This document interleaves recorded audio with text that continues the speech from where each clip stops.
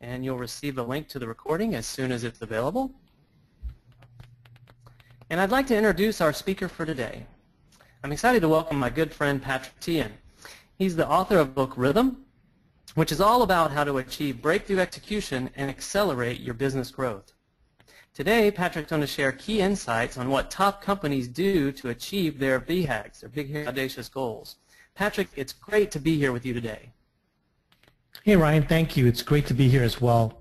And I've got Barry with me. You know, Barry is, I'd like to welcome him. He's one of our many coaches that we have in our team, helping companies get to a strong think, plan, do rhythm in order to connect our strategy to execution. I'm glad to be here, Patrick. Okay, so let's get going, guys. So your Big, Hairy, Audacious Goal. We all know what this is already, and if you don't, I just have a 2-minute reminder. Your BHAG, is a Jim Collins term, is your 10 to 25-year goal. It needs to be audacious, inspirational, and measurable. So your BHAG should stretch you. You know, when I work with clients, lots of them tell me that, well, I don't know, you know, the BHAG, we don't know how to get there, so they make a smaller BHAG. And I'll share with you that you should not know how to get there. If you do know how to get there, then your BHAG is probably not audacious or big enough. And so, you know, one of my favorite BHAGs is the one from President JFK, which was to send a man to the moon and bring him back safely. Now, interesting enough, the USA did not have all the answers to this problem when JFK said that. You know, for example, they did not know if solid fuel would work better or liquid fuel would work better, so they had to work on both. And so, you know, finally, of course, it's been 54 years since that happened, the key here is that the BHAG helped our country stretch to achieve this BHAG. It caused many innovations that has made the USA a technology leader. The list is huge. We did some research on the internet recently, and Barry gave me a list of more than 15. But let me just give you 5 of my favorite ones that I saw. One is a CAT scan. You know, this is a cancer detecting technology that has helped us tremendously in the medical field. It was first used to find imperfections in space components. The second one is the computer microchip. Modern microchips come from integrated circuits that were used in the Apollo guidance computer. And then we have cordless tools like your power drills and your vacuum cleaners and all this technology. I don't use any of that, by the way. I'm not a drill guy, but okay, but it's good stuff anyway. These were designed to drill for moon samples. And then ear thermometers. This one I use a lot, especially for my children, which is a camera-like lens that detects infrared energy we feel as heat. This was originally used to monitor the birth of stars. And freeze-dried food is my final example, reducing food weight, increasing shelf life without sacrificing nutritional value. I don't know about the nutritional value part, Barry, but these are good examples of how a really good BHAG can actually stretch you, cause you to have innovations that you weren't thinking about doing in order to get there. So my question for all of us today is, are you connecting your execution to your BHAG? You know, executing is about your work. It's about what you're actually doing. In order to execute towards your BHAG, you need to make sure that you've got strategies for growth, clear ones. I call these winning moves. And you need to make sure that these are getting you closer to your BHAG instead of taking you on a detour. Then you have to choose your priorities well to execute these moves. You need to have the discipline to say yes to the priorities, to execute these winning moves, and no to other strategies or distractions. And actually, it would be even better if everyone can see visually how our priorities connect to our BHAG. So, you know, the first question that we asked in the poll was whether or not we had a clear 10-plus year goal, right? And, you know, 40% said we're developing one. 19% said that we have one referred to every meeting. That's great. So 19% of you have one, you refer to that every meeting. 21% says you have one, you don't refer to it often. And then 21% say that you don't have one. So almost 80% of our audience today could improve our execution if we could keep our BHAG in front of our faces and visually connect how our everyday priorities reach up to your BHAG. So let me give you a case study. I'm going to use AvidXchange today as a case study in a number of places today. AvidXchange is a software company. They are a payable and payment automation solution for businesses. And their goal is to eliminate paper invoices and checks. They have grown consistently over the last 15 years, and they are today Charlotte's largest and fastest growing software company. In fact, a couple of months ago, Mike Prague, the CEO, had a press release with Governor Pat McCrory in North Carolina, and they're getting some good tax benefits because they're going to be adding, as you can see, 600 over jobs to the Charlotte area over the next 3 years. Now, AvidXchange does a really good job keeping the BHAG in front of them and executing strongly towards that. Their BHAG right now, by 2023, is to convert enough paper checks to travel around the world. And so they keep this in front of everybody. They then get into a thinking rhythm to work on solutions for this, a plan rhythm to help them with the execution path towards this every year and every quarter, and then a do rhythm to execute strongly every week towards their BHAG. So they have clear and defined winning moves to take them to the next base camp, which is 2017. And then they're very, very focused on e-payments right now. They've been able to break down their annual initiatives in 2015, so it's very clear what they're doing for e-payments. And then every quarter, they plan and choose the correct priorities to achieve their annual initiatives. Now, AvidXchange is no different from all of us. They have a lot of opportunities. So they actually have to practice looking at their BHAG, being able to sift through all the opportunities, because there's very many ways to make money. So just because an opportunity helps you to make money, generate revenue, is not a good enough reason to say yes to that. You've got to say yes to the things that take you closer to your BHAG and no to the things that don't. And so they have the discipline of having a think rhythm, a plan rhythm, and a do rhythm. I'm going to go into that today with you. So let's take a look at, I have this book, Right Rhythm, and in Chapter 2 we talk about your winning moves. So one thing is key about winning moves is I want you to think about the winning moves as 3 to 5 year growth strategies that get you to a base camp and then ultimately to your BHAG. You want to have the ability and the discipline to really fall in love with your winning moves, to say yes to priorities that execute them, and then say no to the other ones, other strategies or distractions that come up along the way. So you're going towards your BHAG, and it's kind of like a climb. It's like kind of, Jim Collins talks about climbing Mount Everest. And when you climb Mount Everest, which is the peak, which is your BHAG, in this analogy for 10 plus years. And the way you climb Mount Everest is you can't get there in one plan. You've got to plan to your base camp. And so if you take a look at your base camp, you need to make sure that you have enough growth strategies, and I call these winning moves, to help you remain focused to get you to your base camp. So you use your think rhythm to come up with winning moves, polish them, work on them, get to the base camp. Then you identify the next base camp, and you go through the same process, the same rhythm to generate winning moves for that. And then you do the same, and you finally get up to your big, hairy, audacious goal. So you think of your winning moves as strategies that give you growth the next 3 to 5 years. So let's drill in on your winning moves and see where that can lead us. So if you take a look at your winning moves, in order to execute it, execution really happens when you do stuff. And so you want to work on your annual initiatives. You want to make sure that your annual initiatives really connect to the winning moves. In other words, let's choose things that help you execute these winning moves, and be careful not to pick up annual initiatives that don't help you with your winning moves. And then every quarter, you're going to pick the right things. The right things are your quarterly priorities. Now, the only way to reach to your base camp is to have a great year. The only way to have a great year is to have 4 great quarters, and each quarter consists of 13 weeks. And so I like to think of this as a 13-week race, that you pick the correct priorities. And I'm just using this as an example. We launched our Rhythm book last year, and our goal was to sell 10 million copies. And then we also are planning a first Breakthrough Execution Conference this year. I'm just using these as examples. And then we look at your quarter. Your quarter consists of 13 weeks. And every week you get an opportunity to execute these priorities, connect them to your winning moves, and status how you're going along this journey. Some will be red, some will be yellow, but at the end of the day, you want to make the right adjustments so that you will get there. So this is your 13-week race. And that is the think, plan, do process to help you get your execution going towards your BHAG.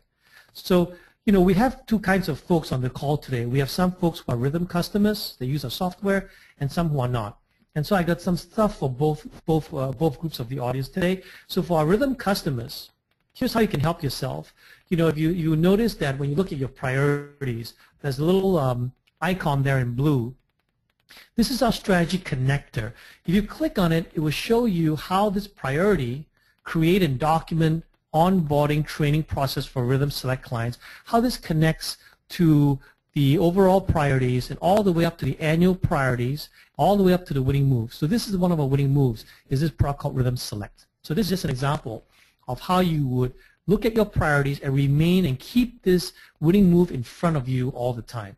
Now, if you're not a rhythm customer, that's okay. I have a gift for you, and this is our strategy connector tool. And so, for example, when we use this to work on our BHAG. For example, our BHAG at Rhythm Systems is to service 1,000 customers with less than 50 employees.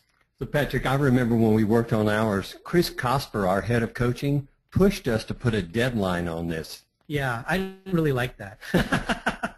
I know. But yes, she pushed us to put a deadline on it, and we did. We put a deadline of December the 31st, 2020. And, you know, like I said, I didn't like that because, like everyone else, I was a little scared of the deadline. You know, the deadline kind of made it real. And once we made it real, we put the deadline on that. We can't hide anymore once the deadline is set. And so the deadline is 2020. Well, it made it real for all of us. It made us feel more urgent about getting the job done as a team. Yes, and so, you know, we had this BHAG for a while, actually, since 2007. But then last year, when we put a date on it, man, we all set up straighter. And we realized we only had 6 more years to go. Before that, I was very happy. I was able to say, hey, you know, it's 10 plus years, right? So whether it's 10, even 12, 13, 14, it's pretty good.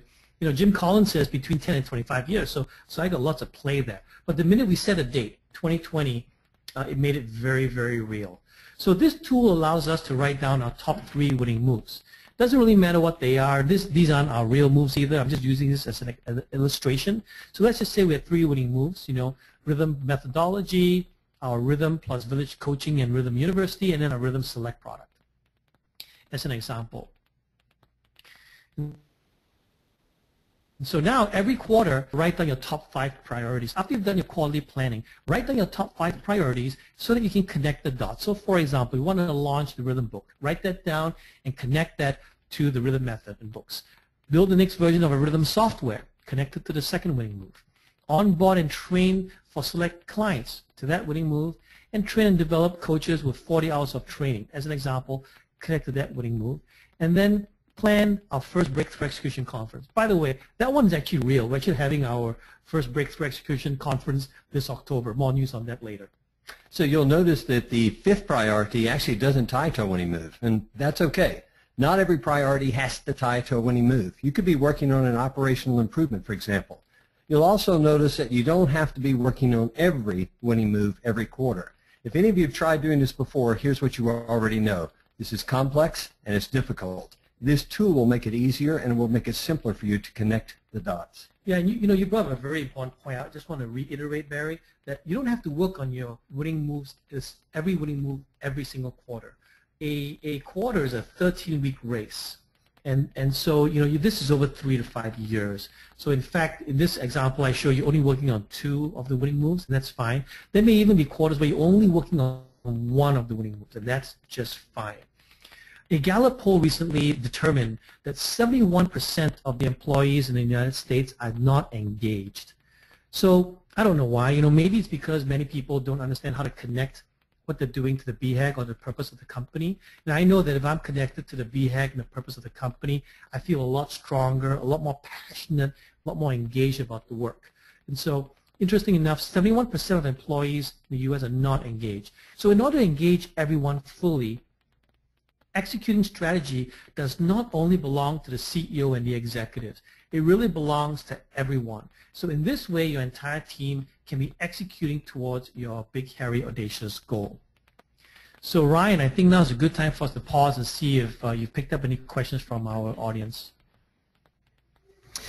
Yes, we have a couple of questions that have come in, and now's a good time too. If you have a question on content so far, go ahead and use the GoToWebinar control panel in the question spot there to send us those questions.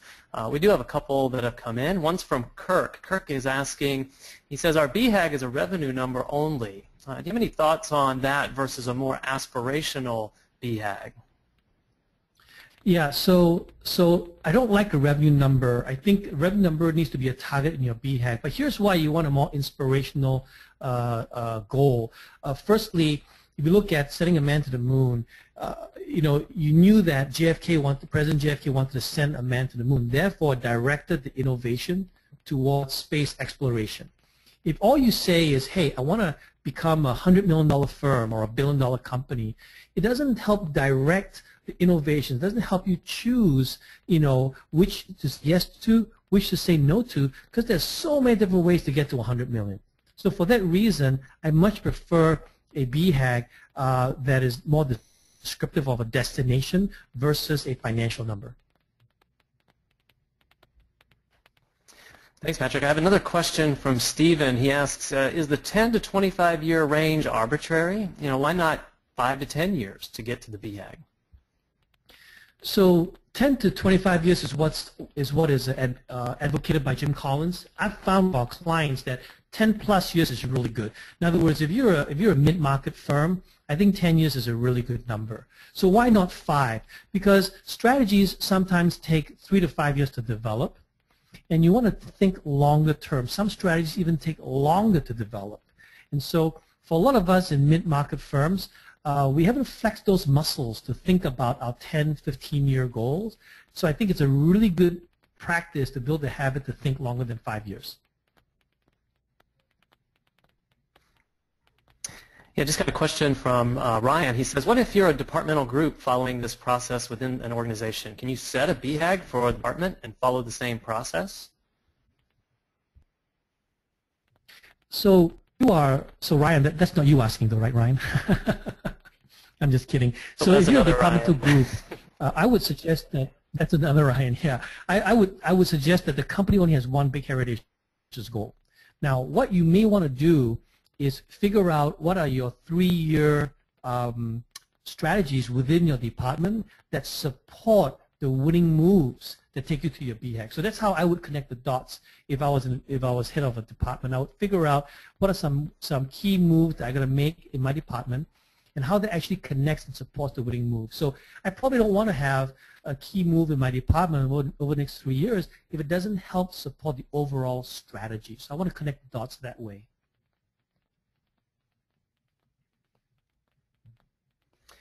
Yeah, I got a great question from Dwight. He's asking, do you have any advice on how to set our BHAG? And we're still in the process of defining it, and could use some advice on how to set it. Yeah, so how do you set a BHAG? We've actually got, that's a very big question. We actually have some other resources to help you do that. Jim Collins in his book talks about using the hedgehog, looks at your core purpose, your financial model, how you make money, and what potentially are you great at that you can potentially be best in the world at.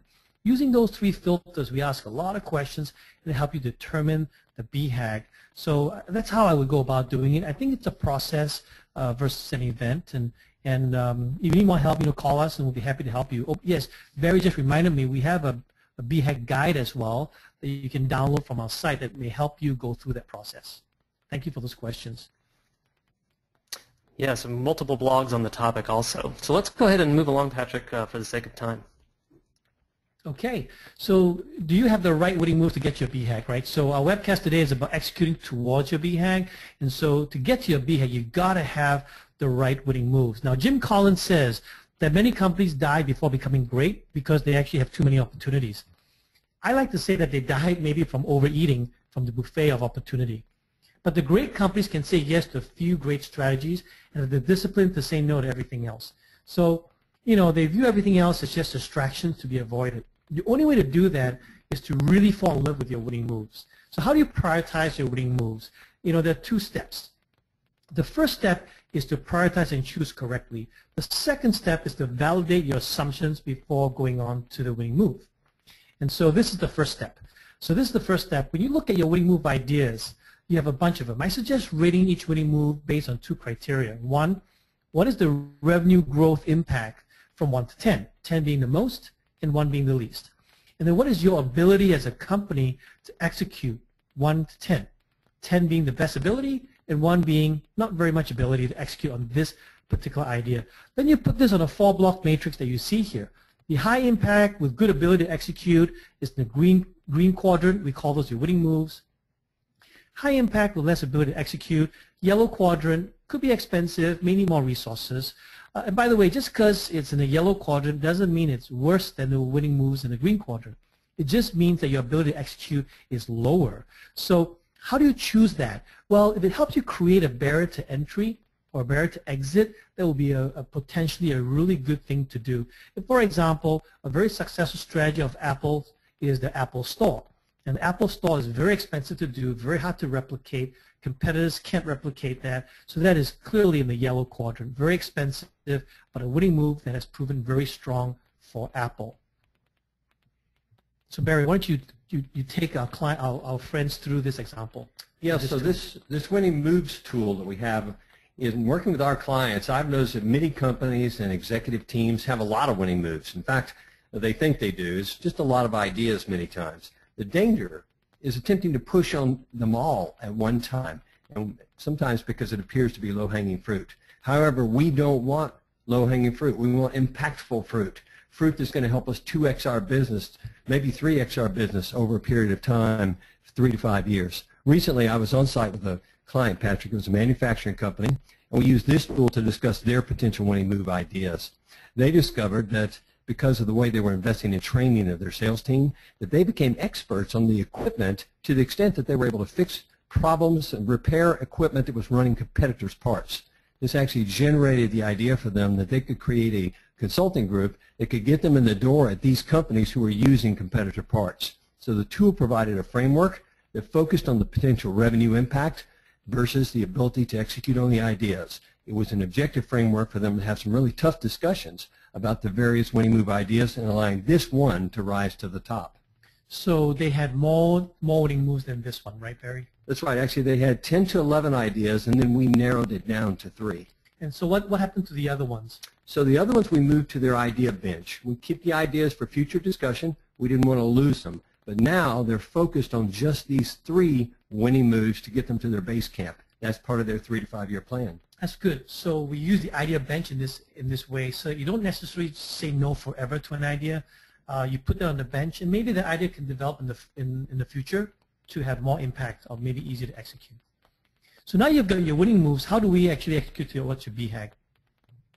First, we want to make sure that your winning moves are aligned to your core. You know, we want to make sure that your winning moves live your core purpose and your core values. And then next, you want to make sure that you're servicing your core customer well. This is the primary customer that you're trying to reach and service. So I call this your strategy or the foundation of your strategy. And then from this, you want winning moves that take you to your BHAG.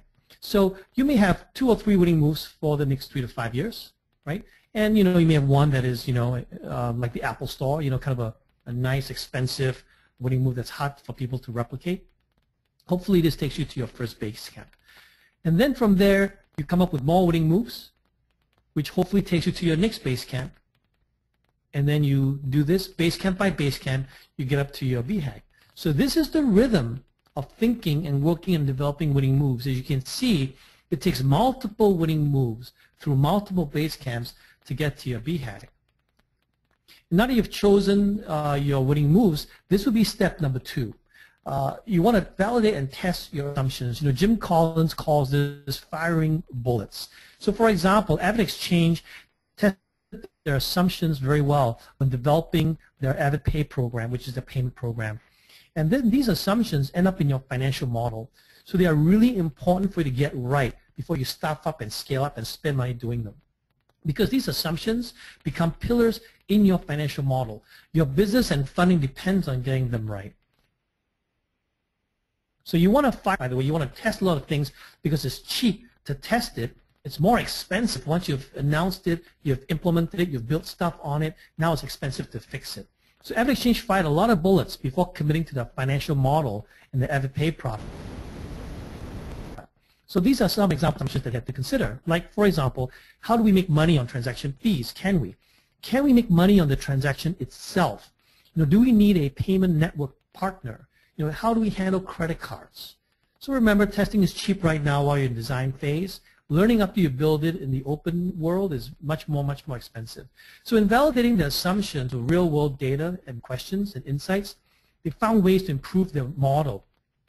They figured out how to take their revenue from about 68 cents up to $2, $8, $10, and for some transactions, even $15. So this is not every single transaction is $15, by the way, but they figured out how to make money in different ways based on different types of transactions that they have. By the way, most of us do the same thing. We just don't do it in a rigorous and disciplined way. We don't do it in a nice rhythm. We don't fully test assumptions in our business model. And that's why investors and VCs, venture capitalists often say to entrepreneurs, hey, I'm going to take your financial forecast, halve your revenue forecast, but I'm only going to double the expenses in your model. So your assumptions make up the pillar of your business model. So if you ask yourself, what's in your financial model, it first starts with the idea, and then you have assumptions. So let's just take these assumptions as an example. A, will close 15% of our leads. B, it costs us X dollars to make this. C, we better make sure we have Y amount of inventory on hand. By the way, inventory costs you cash and money, so that's going to be your financial model as well. And by the way, we expect, D, 25% of our existing customers are going to buy this. And finally, E, we can price this at, Z dollars with no problems selling.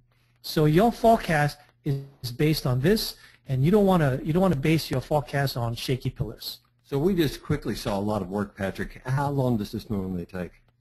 Well, it can be a few months. It can be a couple quarters. AvidXchange actually took about 2 quarters to validate key assumptions in their payment model.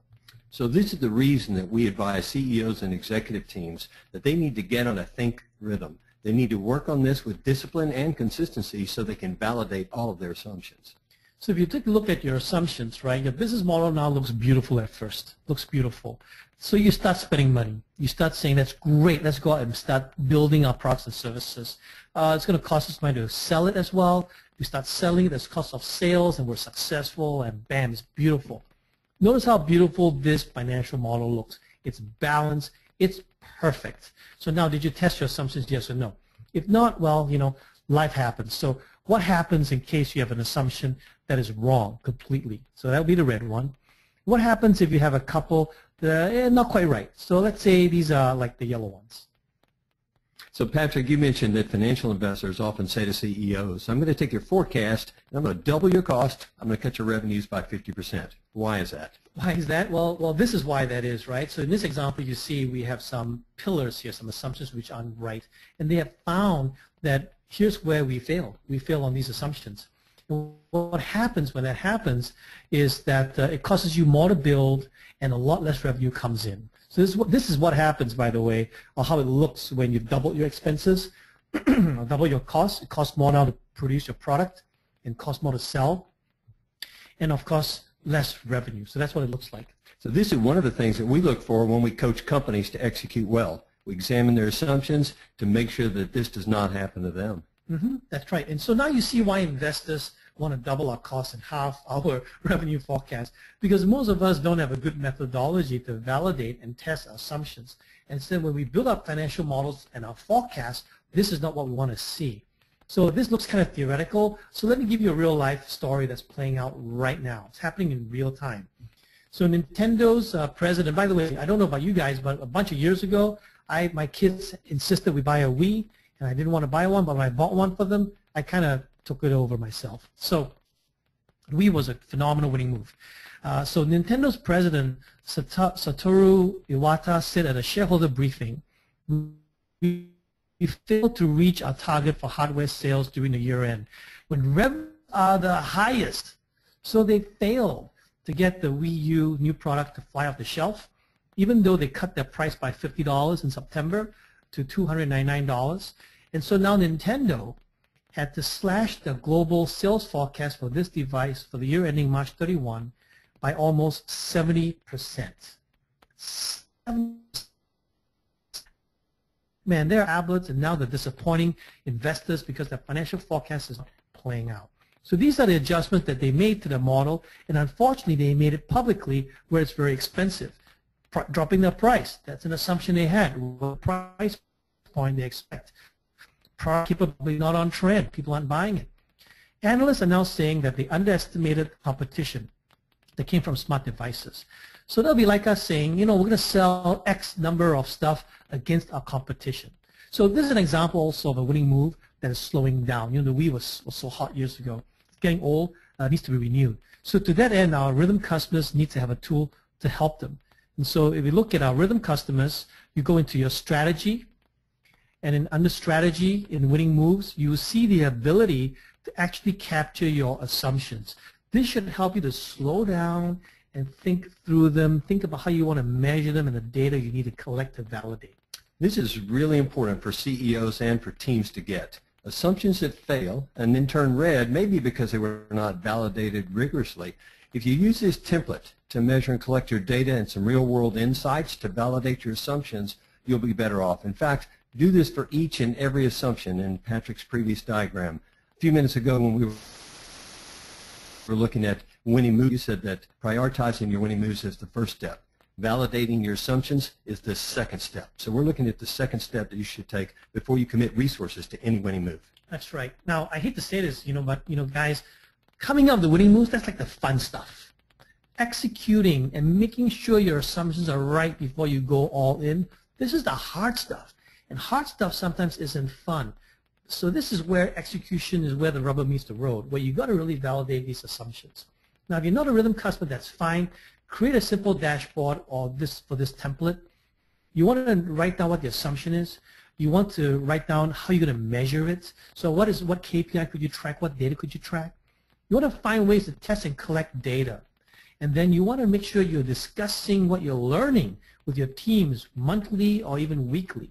You want to have this process to keep processing these assumptions until you can validate it. So Ryan, I think it's a good time for me to see if there's any questions about how to go about executing these winning moves. Sounds good. We do have a few questions that have come in, so please continue to send the questions in. Let's take the winning moves questions first. We've got several of those. Eric's asking, how many assumptions do you typically see, and how do I know if I have enough?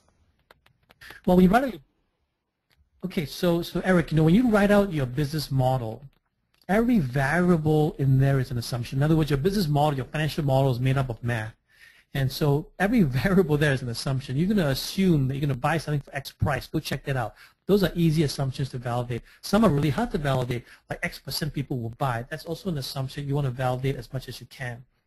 And then once you figure that out, ask questions. What questions do I need to answer in order to validate that this is a good idea to move forward with? In other words, beyond your financial model, there may be some questions you want to ask that if you didn't get good answers for, it's not a good idea. There may be some regulatory concerns that you may want to check out as well.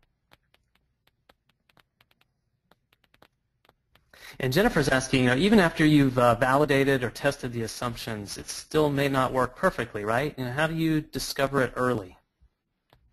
That's right. That's right. You want to have a dashboard up and you want to review this weekly. So you want to actually put this into your do rhythm. You want to have a weekly review of your new product assumptions. If you're doing products, what are your assumptions and are they working? If they're not working, it's a good time to then go back, look at your strategy and make the adjustment in your assumptions. And then Anton's asking, how do you know if you're ready to launch into a product or the winning move? How do you know if it's a winning move? So you validate the assumption as best as you can, and and it's hard to do. So you don't want to fall into the trap of analysis paralysis. You want to get out there, you want to test it, you want to dashboard it, and then you want to review and update your assumptions. Now, once you've done that, ship it, and then observe and learn so that you can plan for the next cycle. So I love to ship faster and react faster with smaller changes. And we have several more questions come in regarding BHAG, Patrick, so I want to circle back to two of those specifically. The first is from Lizanne, and she's asking, would you recommend involving all individuals in the organization in the BHAG process of deciding it, or is it only a small group that's involved in that? So I think you want to be very intelligent about how you do your BHAG. I do think that the CEO and the executive team need to lead by setting the path where you want to go for your BHAG. I don't think the BHAG is a democratic decision. That being said, I think it makes a lot of sense to get feedback from the team, from more employees as to whether the BHAG makes sense. Is the BHAG exciting? So one of my friends actually had a financial BHAG. I think somebody asked about that earlier. When he tested that, or he asked his employees about that BHAG, turned out it wasn't inspiring to them, which caused him to rethink it and find out and come up with a BHAG that was more inspiring, that still allowed them to achieve the financial goals. So use let your employees help you to figure it out. But as a leader, I think this is why you get paid the big bucks. You need to know where you want to go, where you want to take the company, and set a good BHAG.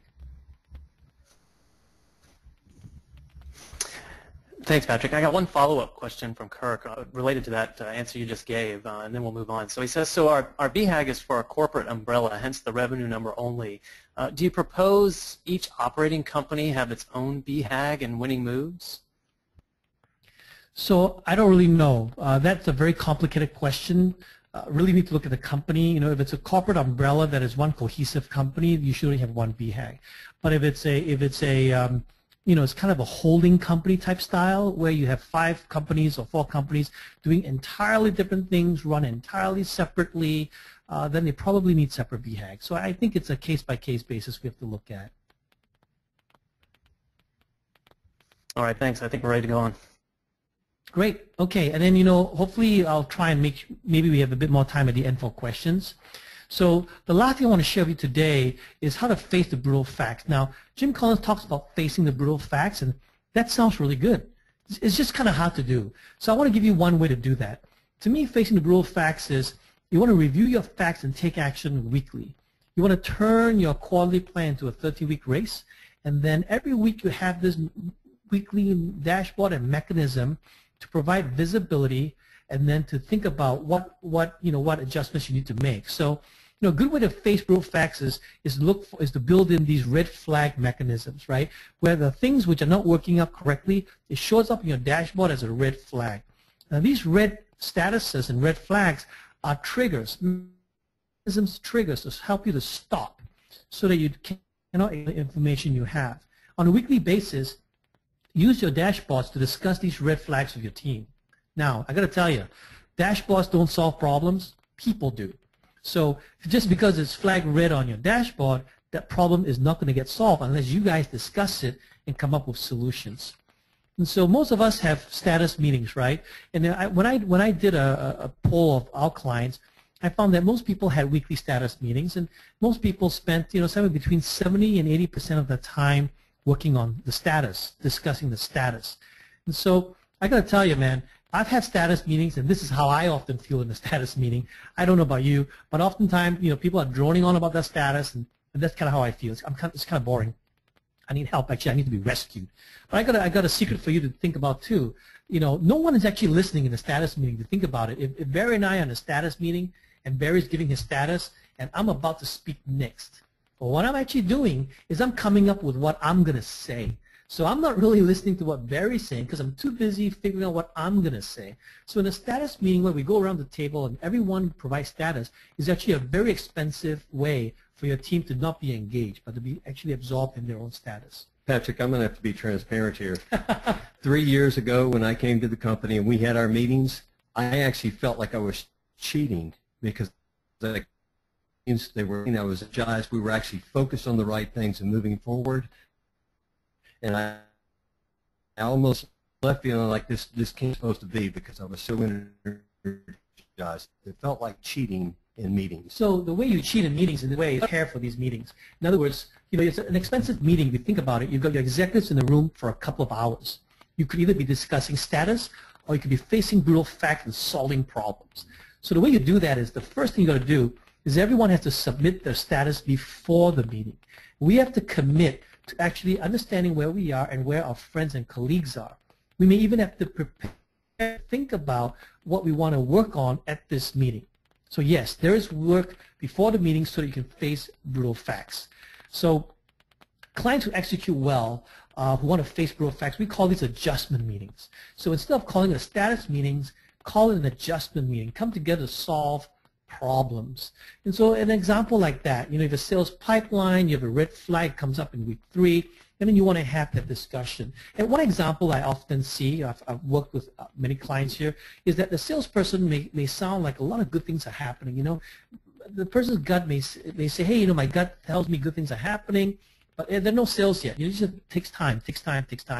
So some of the questions that you may have to learn how to ask your salespeople will help them to face some brutal facts. Questions like, hey, Do you happen to be meeting with the right person? I don't know. Do these guys even have a budget? Like, I know they like the product, but are they in a buying mode this year, for example? Could be some questions they may want to come up with solving these kind of problems and helping your people face brutal facts. Patrick, I'm reminded when I had a commercial janitorial company how facing brutal facts allowed us to move forward faster. We were doing what's called wet cleaning in carpets, and we were using truck mount and portable units. But in commercial buildings, when the carpet's damp and people would step off the damp carpet onto the tile, there was a big risk of slips, trips, and falls. So companies were moving away from that. So some of our competitors struggled with that because they tried to stick with the wet cleaning method. What we decided to do, we faced the facts. It was going the other direction to dry cleaning, and so we started investing in the technology and the training to get our teams trained to do that. Here's what happened. We actually kept some accounts that we would have lost had we not done, and we also won some business that we could not get until we got there. And that was hard to do. Yeah. That was hard to do. I think that's why Jim Collins chose the phrase brutal facts, because some of these facts are painful. They're painful, and the faster we acknowledge it, the faster we can react to it. Unfortunately, facts aren't going to change. So he didn't say face the brutal opinions. He said face the brutal facts. So these facts, they're not going to change. Now, that's the brutal side of facing brutal facts. The other side of it is there could be some bright spots. And bright spots to me are victories that can be replicated. And so in your weekly meeting, which I'm now calling a weekly adjustment meeting, you want to face brutal facts, and you want to also look for bright spots as you execute towards your BHAG. These are things that are rare to find. And I'll give you an example. Team Avid has done a great job finding bright spots. As they released the AvidPay product, they looked for bright spots. They looked for things that customers were buying, they were testing, and this improved the business model significantly. And it's because of the bright spots, they noticed that there were different types of payments that clients were willing to use. They didn't know that when they started. They made these adjustments, and now and on what they processed, and what types of payments they processed. And after a few bright spots today, they have payments which are more than 20 times the transaction per payment, the revenue per transaction that they used to do when they started. So great companies actively look for bright spots, and most companies don't see them. Most companies just keep executing past exits. They're hard to find. You've got to be looking for them. So I was looking at a client dashboard recently, Patrick, and what I found was that there was a salesperson who was actually behaving differently than all the other salespeople, and based on past history, much differently. The CEO had wanted to improve accountability in the sales team so he could increase predictable sales, the forecast more accurate. So I noticed this behavior. He was actually putting his actions down for his top 5 accounts, and so I notified the CEO. We just had a discussion around this. Is this something you can replicate across the team and improve sales? And they're trying it right now. The full results aren't in, but it looks promising that this is going to help the entire team on the sales side to improve what they're doing. Their productivity and their revenue is going to go up. That's great. And so as you can see, bright spots don't have to be a major thing. AvidXchange example was to help improve this example helps improve sales. But these bright spots, they are scalable and replicatable across company. And so this is how day-to-day discipline, rubber meets the road, you execute towards your BHAG. You want to face the brutal facts. You want to look at the reds, fix them. You want to have early discussions. You want to find bright spots, and then you want to make sure that you look up and you're connecting your everyday execution up to your winning moves and up to your BHAG. And so that's how you execute towards your BHAG. So Ryan, those are the main comments we have today. Are there any questions for us? Let's see. So go ahead and type in your questions if you have any on that last segment. And while we're waiting for those, here's a question that I get frequently when I'm helping our clients, Patrick, is who should be in these weekly adjust meetings, and who should attend these, and what are they like, these weekly adjustment meetings? But mainly, who should be in them? So I think that you have adjustment meetings for all levels of the company. So the executive team should meet and have your weekly discussions and have your weekly adjustment meeting.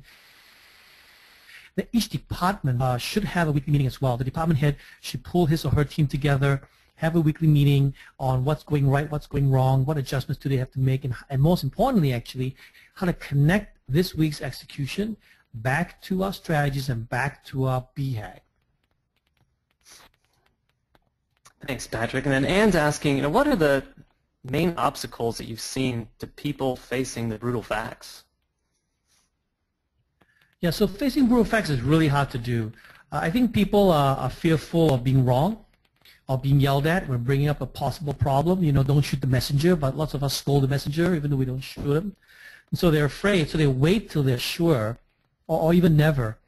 Alan Mulally, ex-CEO of Ford, he retired, he saved Ford, countered this by asking people to ask tougher questions and encourage them to dig for problems. And so he had a status meeting, and people came in with not a lot of reds, and he said, how could we have no reds? I mean, our company's underwater here. And so he insisted that the next week at the meeting, he expected more problems, and they did. And so when problems came, he faced them calmly, the brutal facts calmly. No one got executed in that meeting, and he rewarded the people who took the risk to come forward with problems. And so that's how he got his culture to be changed to actually face brutal facts. Thanks, Patrick. I have a question from Paul. Paul's asking you, do you think this model works for nonprofits where achieving social change rather than maximizing profit is the core purpose of the organization? Oh, absolutely, absolutely. In fact, we help a number of nonprofits. One of our friends that we help is Samaritan's Feet. They're trying to deliver 10 million shoes to 10 million kids across the world in poverty. And so this definitely works. Now, regardless of whether it's profit or nonprofit, you need to have a compelling goal, right? You need to have a compelling, big, Hairy Audacious goal. Samaritan's Feet was to put 10 million shoes on 10 million kids.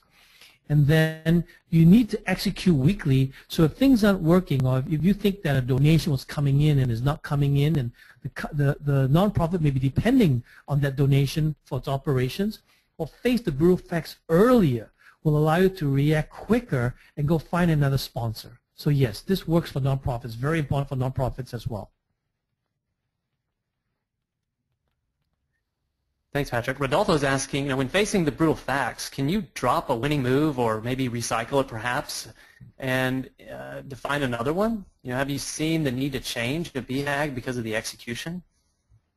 Yes, absolutely. So you're executing your winning move. You thought you validated it as best you can, and then unfortunately the facts come back that that product or service is just not working. Yes, you then have to have the courage to face that brutal fact and say no. By the way, my favorite company, as you guys know, some of you know, is Apple. When Steve Jobs came back to Apple, he built a beautiful computer. It was gray. It was called the Cube. It was really beautiful, and it sold horribly. So he killed it. So that was a good example of a winning move that didn't work very well. He killed it and went on to the next one. Daniel's asking, what happens if you see something that's not right and week after week it's still red? Well, as I mentioned earlier, dashboards don't solve problems, people do. So if things are not right, the question is, are you problem solving and taking action? And if you are, then are those actions actually working? If they're not working, you may want to consider new actions. And finally, if you cannot solve it from the inside, ask for outside help. Lots of times we try and keep banging our heads on something when we can call somebody who's already burnt their hands on that.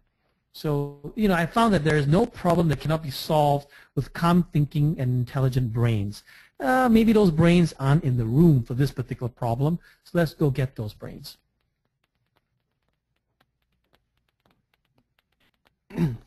A couple more questions, Patrick. Asking, how does our work culture affect?